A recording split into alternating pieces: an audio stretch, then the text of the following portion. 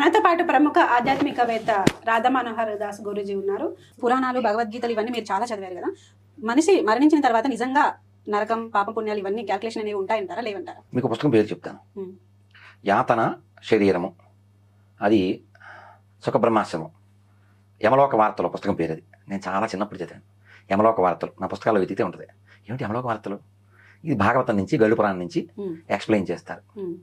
సుఖబ్రహ్మాశ్రమం స్వామీజీ ఉన్నారు కదా, ఇప్పుడు కూడా యూట్యూబ్లో వస్తూ ఉంటాయి, చాలా బాగుంటుంది. భాగవతంలో చాలా ఎక్స్ప్లెయిన్ చేస్తారు, గరుడ పురాణంలో కూడా ఎక్స్ప్లెయిన్ చేస్తారు. 28 నరకాలు ఉంటాయి. మీరు ఆ సినిమాలో కొంచెం చూశారు, అపరిచితులు, కుంభీపాకం, ఇంకా అసిపత్రం, ఇలా చాలా ఉంటాయి అనమాట. ఇవన్నీ మనం ఈ శరీరం వదిలిన తర్వాత ఎలా అనిపిస్తాం అంటే, ఈ సిమ్ మాత్రం వెళ్తుంది, ఈ బాడీ అనేది సెల్ ఫోన్, సిమ్ అనేది సోల్. ఇదే సిమ్ అక్కడికి వెళ్తుంది, కొత్త సెల్ ఇస్తారు, ఆ సెల్ పాడవదు, నెలలో వేసి వాటర్ ప్రూఫ్, ఫైర్ ప్రూఫ్. అలాంటి సెల్ ఫోన్ ఇచ్చినట్టుగా ఈ ఆత్మకి ఓ బాడీని సెట్ చేస్తారు. ఓ బాడీలో ఈ ఆత్మ ఇన్సర్ట్ అవుతుంది. అప్పుడు నువ్వు చచ్చే అంత బాధ అనిపిస్తావు కానీ చావు. నేను చదివింది విన్నది కొన్ని చెప్తాను. ఎవరైనా నీళ్లు తాగుతుంటే నువ్వు చెరగొట్టావు అంటే, తాగేటప్పుడు ఇలా కొట్టేసావు, పాపం వాళ్ళు చాలా దాంతో ఉన్నారు, ఓ జంతువు కావచ్చు, పక్షి కావచ్చు, మనిషి కావచ్చు. అటువంటి వాడికి నీళ్ళే దొరకకుండా కింద పెనం మీద వేడి పెనం, పెనం అంటే తెలుసు కదా, మన అట్లు పోసేది, అటువంటి పెనం మీద సూర్యుడు అలా మన ఫ్యాన్ అంత ఎత్తులో ఉండి నీకు చౌరదు, నీకు గమనించాను, నీకు చౌరదు, సూర్యుడు మన దగ్గరలో ఉంటాడు, కింద పెనం మంట పెట్టి ఉంటుంది, నువ్వు నడుస్తూనే ఉండాలి. నడవతే వెనకాల కొరడాలతో కొట్టేస్తుంటుంది, ఆ కొరడాలకు ముళ్ళు ఉంటాయి. నేను కాసేపు కూర్చుంటానన్నా కుదరదు. మా అమ్మ చెప్పేది ఎరక్క చేసి ఎరుగుని అనిపించాలి.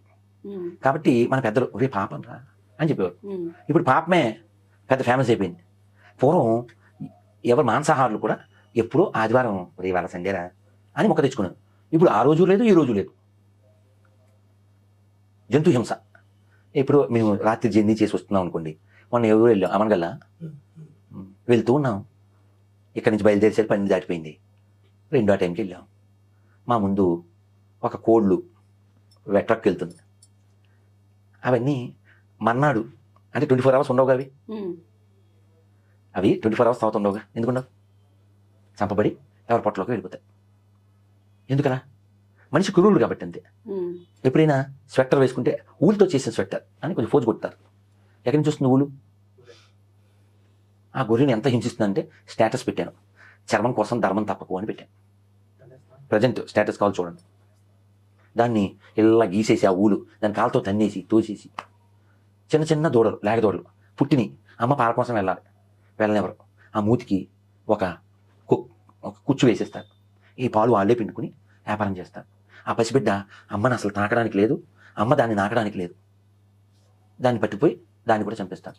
ఓ వీడియో చూశాను, ఆవు గొర్రె అనుకుంటా, మేక కడుపుతూ ఉంది, దాన్ని అలా నరికింది ఆ మిషను. ఆ స్పీడ్కి దాని వెనక భాగంలోంచి కడుపులో ఉన్న చిన్ని శిశువు అది వచ్చేసింది. దాన్ని తీసుకొచ్చి ఆ పక్కన పెట్టాడు. కొన్ని గంటలు దాన్ని కూడా చంపించాడు. ఇప్పుడు భూమి మీద న్యూటన్ చెప్పాడు, మనిషి అనేవాడు లేకుండా ఉంటే ఈ భూమండలం చాలా సస్యశ్యామలంగా ఉంటుందని చెప్పాడు. వీడొక్కడే ఆకాశానికి బొక్క పెట్టగలడు, వీడొక్కడే సముద్రాన్ని నాశనం చేయగలడు, వీడొక్కడే భూమి లోపల కొన్ని వేల కిలోమీటర్లు నాశనం చేయగలడు. వీడి వలన ఇంత నాశనం ఉంది కాబట్టి కరోనా టైంలో వీడు లోపల ఉన్నప్పుడు బోల్డ్ అని ప్రాణులు బయటకు వచ్చి సుఖంగా జీవించినాయి. చెక్ చేశారా? వెనక్కి వెళ్ళండి. లేళ్ళు, జింకలు బయటకు వచ్చినాయి. యమునా నది స్వచ్ఛంగా అయిపోయింది. యముడు ఎప్పుడు నల్లగుంటుంది. ఎందుకు నల్లగుంటుంది? యముడు చెల్లెలు కాబట్టి కాదు, దరిద్రులు ఆ ఢిల్లీలో ఫ్యాక్టరీలు అంతా కలిపేస్తారు కాబట్టి. యమున ఢిల్లీలో ఎలా ఉండేదంటే ఒక 3 ఏళ్ల క్రితం అంటార్కిటికా ఖండంలో నొరగలతో కూడి అదేదో ఫోటో అలా తీస్తే ఓహో మనం ఎక్కడో మంచుకొండలో ఉన్నా అన్నట్టు ఉండేది. కేవలం కెమికల్ రియాక్షన్ వల్ల అంతా నొరగ. ఇప్పుడు ఏదో బాగు చేశారు అనుకోండి. అసలు భూమి మీద నదులు నాశనం చేసుకునే ఉంటాడండి. నీ సోర్స్ అది తిన్న దాంట్లో అలాంటి అర్థం ఎందుకు సార్ భూమి లోపల ఉండాలి? కానీ నేను చెప్పింది ఏదో ఒకటి అర్థం చెప్పండి. ఇప్పుడు ఆయన ఫోన్ నెంబర్ ఇచ్చాను, ఎందుకు చేయలేడు? ఒక్కడు చేయడు.